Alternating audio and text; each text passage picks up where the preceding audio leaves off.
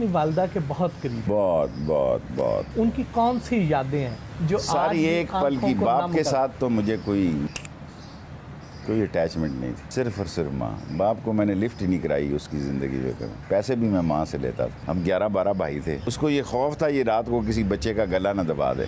मैं माँ के साथ किसी को देख नहीं सकता था। उसके साथ चाय बनाने उठता था पूरा। सुबह हमारी कश्मीरी चाय फेंटती है वो मैं फेंटता था। मुझे बेहतर कपड़े लेके देती थी स्कूल जाने के लिए। अगर और बच्चों को पैसे देने के लिए नहीं है तो दुपट्टा सा खोल के मुझे 4 आने या 8 आने दे ही देती थी। आप अपने बहन भाइयों से अक्सर खाइफ रहते हैं। नहीं, वो मुझसे खाइफ रहते हैं, मैं क्यों खाइफ रहूँ? Why should I? मैं एक बहन से तल्लक रखता हूँ, एक राशिद शफीक जो MN है उसके वालिद से। बाकी किसी ने काम कहना हो तो इनको कहते हैं। खूनी रिश्तों में इतनी दूरियां क्यों? दुनिया में हर रिश्ता मुफाद का रिश्ता होता है, झूठ बोलते हैं ये लोग, सिवाय माँ के रिश्ते। बाकी सब बिजनेस पॉइंट ऑफ व्यू। आप पाकिस्तानी सियासतदानों को बहुत करीब से जानते हैं। किन सियासतदानों ने आप पर मनफी या मुस्बत असर छोड़ा? मेरा ख्याल है तकरीर का ढंग मैंने शोरश से लिया। मेरा स्टाइल भी शोरश कश्मीरी का है, क्योंकि उनके साथ मैं जलसों में जाता था, वो मुझे 5 मिनट दे देते थे पहले बोलने के। बहुत बड़ा मजमा होता था, इससे मेरा हौसला बढ़ गया, बचपन में ही बढ़ गया। तो हर एक आदमी को ऑब्जर्व करता हूँ खामोशी के साथ। गो चौधरी ज़ोरलाई ने कई जगहों पे पार्टीबाजी नहीं की, लेकिन मैं पार्टीबाज सियासतदान था। मुशर्रफ साहब से क्या सीखा?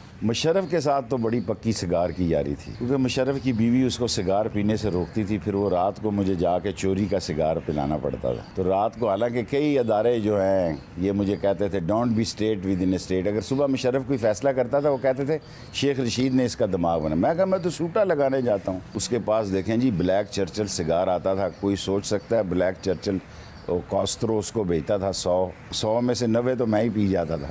भुट्टो साहब की कौन सी बात पसंद है? भुट्टो मुझे कौमी बदमाश कहता था। उसने जब शिकायत हुई तो उसने लिखा कि या इसको ख़रीदो या इसको ख़त्म कर दो। मैंने उसका जलसा पलट दिया था अकेला, एक चाकू के साथ। उस दिन मैं लीडर बन गया। इमरान खान की किस बात से इंस्पायर है? सिर्फ ऑनेस्ट आदमी है। ऑनेस्टी बहुत बड़ा हथियार है, जिद्दोजहद करता रहता है। और सिर्फ इमरान खान से मैंने एक ही सबक सीखा है कि हारता वो है जो हार मानता है।